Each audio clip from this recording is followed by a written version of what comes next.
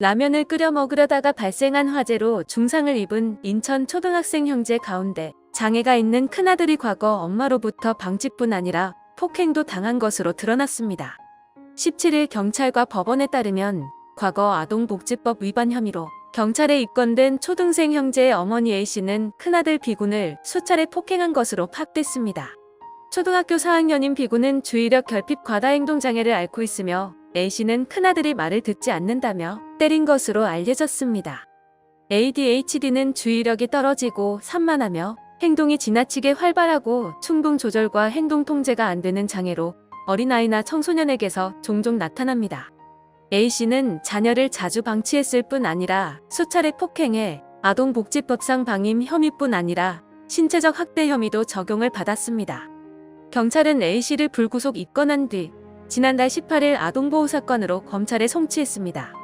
아동보호 사건은 아동학대 범죄자에 대해 법원이 아동학대 범죄의 처벌 등에 관한 특례법에 따른 보호 처분을 내리는 것을 말합니다. 사건을 넘겨받은 검찰은 지난달 24일 A씨에게 상담 처분을 해달라며 인천가정법원에 아동보호 사건을 청구했고 사흘 뒤 법원은 A씨의 상담을 앞으로 6개월 동안 아동보호 전문기관에 위탁한다고 결정했습니다. 앞서 올해 5월 29일 아동보호 전문기관도 B군과 그의 동생 C군을 엄마와 분리해 아동보호시설에 위탁하게 해달라며 피해 아동보호 명령을 청구했습니다.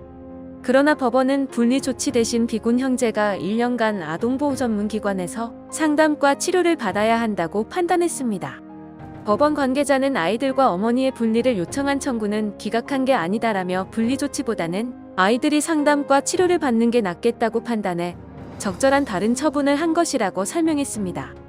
앞서 B군 형제는 지난 14일 오전 11시 10분께 인천시 미추홀구 한 4층짜리 빌라의 2층 집에서 라면을 끓여 먹으려다가 일어난 화재로 중화상을 입었습니다.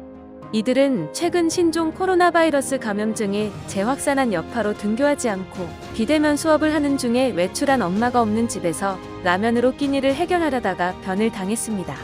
정세균 국무총리는 전날 페이스북 글을 통해 코로나19 확산으로 비대면 수업을 하는 중에 스스로 끼니를 챙기기 위해 일어난 일이어서 더욱 가슴이 아프다며 코로나19로 돌봄 사각지대에 있는 아이들을 위해 대책이 마련될 수 있도록 살피겠다고 했습니다.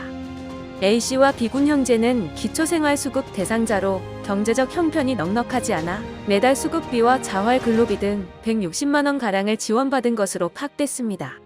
B군 형제는 현재 서울 한 병원 내 중환자실에서 치료를 받고 있습니다. 전신의 40%의 3도 화상을 입은 B군은 위중한 상태이며 동생 C군은 상태가 다소 호전돼 일반 병실로 옮길 예정인 것으로 전해졌습니다. 영상이 도움이 되셨다면 좋아요와 구독 부탁드립니다. 시청해주셔서 감사합니다.